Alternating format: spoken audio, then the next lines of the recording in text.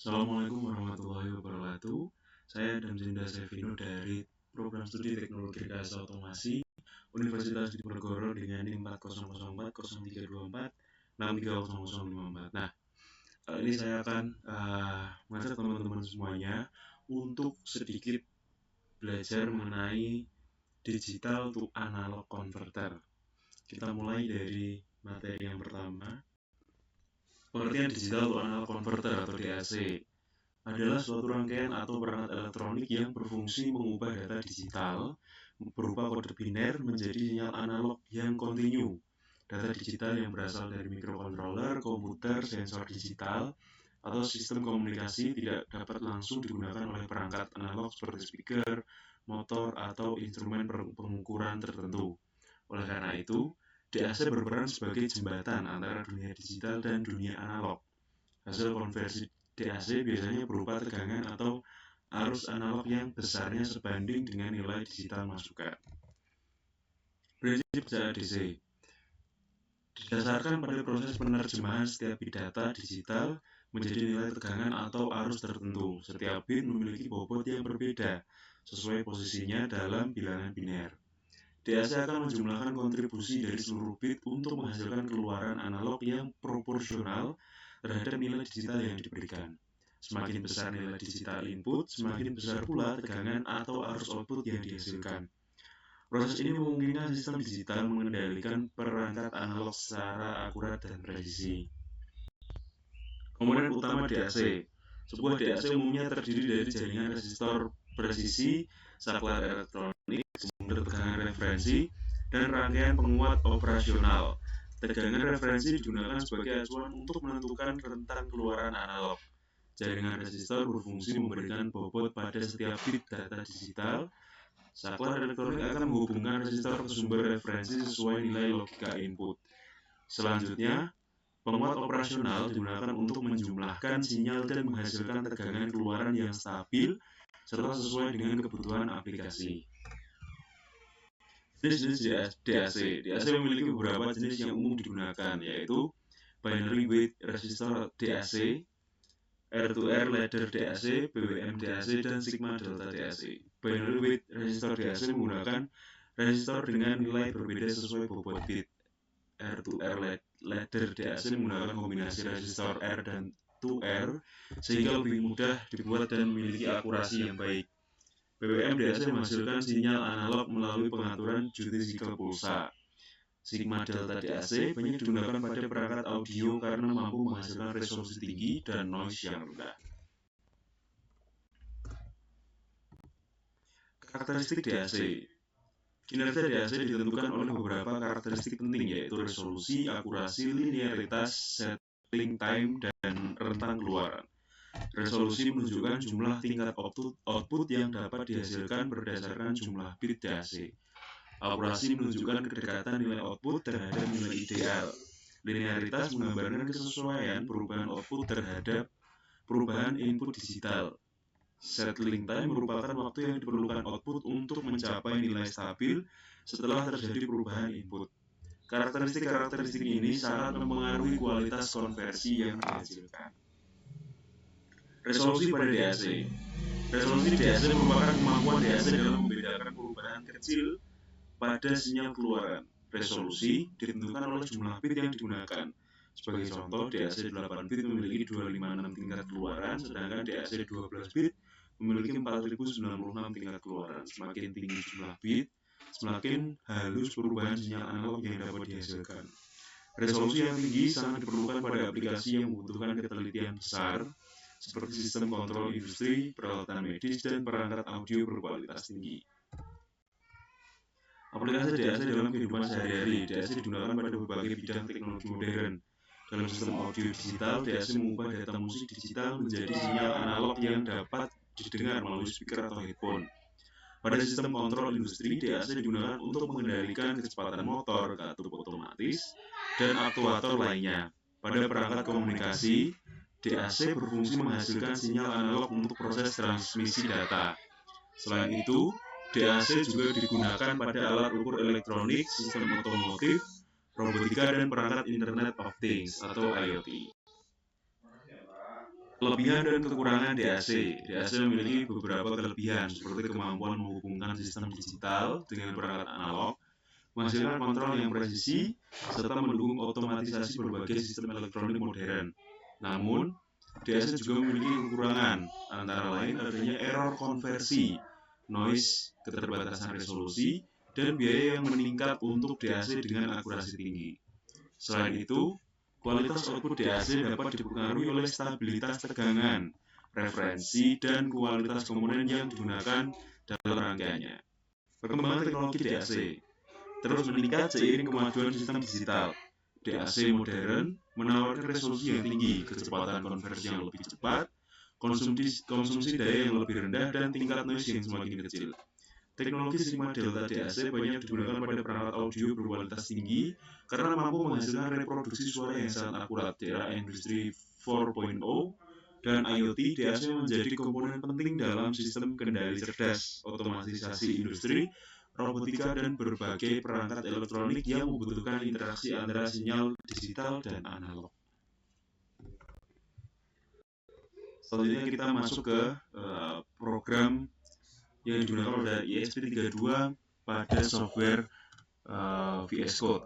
Nah, sedikit penjelasan tentang program. Pada program ini, saya menggunakan fitur DAC atau Digital to Analog Converter pada ESP32 yang berada di GPIO 25 DAC1. DAC berfungsi mengubah data digital menjadi sinyal analog berupa tegangan pada fungsi setup. Komunikasi serial diaktifkan dengan baud rate 115.200 dan program menampilkan pilihan mode yang dapat dilihat melalui dan dipilih melalui serial monitor, yaitu square wave, triangle wave, sawtooth wave, dan fade-in. Ini ada square wave, triangle wave, sawtooth wave, fade-in. Lalu lanjut ke fungsi square wave, menghasilkan gelombang kotak dengan mengubah nilai DAC secara bergantian antara 0 sampai 255. Fungsi triangle wave menghasilkan gelombang segitiga dengan menaikkan dan menurunkan nilai DAC secara bertahap.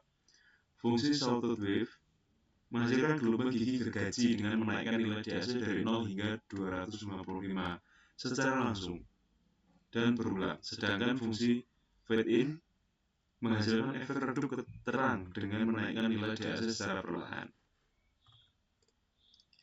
Pada fungsi void loop, program membaca input dari serial monitor. Jika penggunaan memasukkan angka 1, 2, 3, atau 4, maka variabel mode akan berubah dan program menjalankan bentuk gelombang yang sesuai menggunakan perintah switch case. Secara keseluruhan, program ini digunakan untuk mempelajari cara kerja DAC pada ESP32 dalam menghasilkan berbagai sinyal analog dari data digital, dan intinya pada program ini saya menggunakan DAC, yaitu Digital to Analog Converter. Selanjutnya kita lanjut untuk video saat percobaan praktikum menggunakan ESP32 dan juga STM32. Jadi pada percobaan kali ini kita adalah DAC voltage output, yang dimana di sini kita akan menyalakan lampu dari redup ke terang dengan delay selama 1 detik. Dan di sini seperti ini.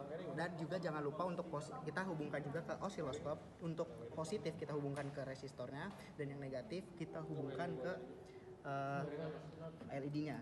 Dan di sini nah, ini LED akan nyala setiap 1 detik sekali karena di sini delaynya diatur 1 detik sekali. Nah, sehingga saat di osiloskopnya menampilkan grafik seperti ini, kotak-kotak. Nah, jadi data yang kita pilih di sini kita bisa mengubahnya. Di sini ini ada 4 opsi, yaitu adalah yang bisa kita tampilkan pada osiloskop, yaitu adalah kotak. Di sini untuk yang kotak. Nah, ketika kita mengubah menjadi triangle, maka dia akan berubah menjadi segitiga seperti ini. Dan sama juga untuk yang ketiga ini, dia pun akan berubah menyesuaikan dengan grafik yang sudah kita tentukan. Jadi kenapa bisa seperti itu?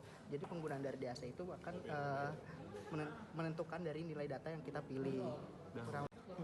Oke, pada percobaan kali ini yaitu kita menggunakan motor servo SG60 untuk mengontrol dari sudut, dan juga kita menggunakan microcontroller berupa ESP34. Dan setelah sukses pada program ESP32 maksudnya, lalu pada ini kita menggunakan motor servo, dan juga untuk grafik yang dihasilkan dari osiloskop adalah PWM seperti ini. Dan yang kita atur dari motor ini adalah dari sudutnya, dan akan mempengaruhi dari nilai PWM tersebut juga. Di sini bisa kita lihat, ini serial monitor menunjukkan bukti sebesar 511, dan ketika kita putar dengan sudut 90, ketika kita putar dia akan melebar. Nah, kita putar lagi nih, dia akan, nah seperti ini, kelihatan? Kita putar akan melebar.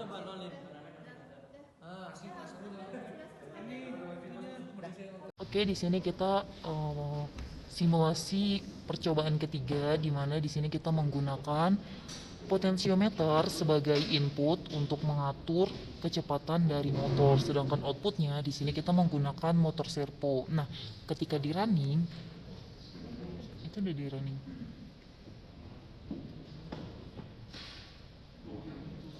Ya, maksudku langsung monitor aja.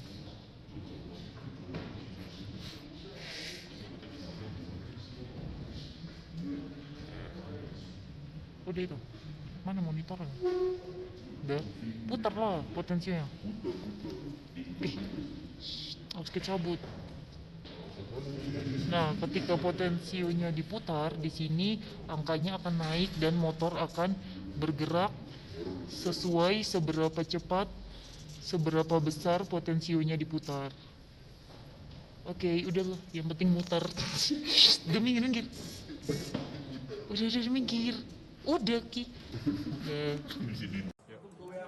Oke, pada percobaan kali ini kita menggunakan LED dan juga dari nilai ADC pada ESP32. Di sini kita menggunakan osiloskop untuk menampilkan dari grafik PWM itu sendiri. Di sini setelah selesai di running, di sini kan bisa kita lihat hasil dari nilai PWM itu masih 0. Nah, ketika kita putar di sini dengan settingan nilai PWM 25, maka dia akan menampilkan grafik seperti ini. Tapi jika 0, dia akan lurus seperti ini. Jadi PWM itu dia akan mengukur dari lebar dari nilai PWM, gelombang dari PWM itu sendiri. Nah, ini untuk 25, naikin lagi ini untuk 50. Ini untuk 75, dan ini untuk 100. Terusnya seperti itu. Jadi kurang lebih untuk penggunaan dari LED PWM adalah seperti ini. 3. Jadi pada percobaan kali ini ya, itu merupakan sebuah project yang dimana kita project menggunakan keypad, yaitu keypad dari 4x4 teman-teman. Nah, di sini adalah keypadnya. Setelah sukses di sini dia akan menunjukkan keypad itu untuk mempengaruhi apa sih? Untuk mempengaruhi nilai dari PWM dan juga dari motor servo itu sendiri. Di sini contohnya. Di sini semisal kita klik, nah dia akan berputar seperti ini. Kita klik lagi. Nah, seperti itu. Sesuai dengan jika kita klik ini, dia akan terdeteksi 90 derajat nih. 90 derajat. Kalau kita klik lagi, dia akan terdeteksi. Ya, oke, akan terdeteksi seperti itu. Tengahnya seperti ini.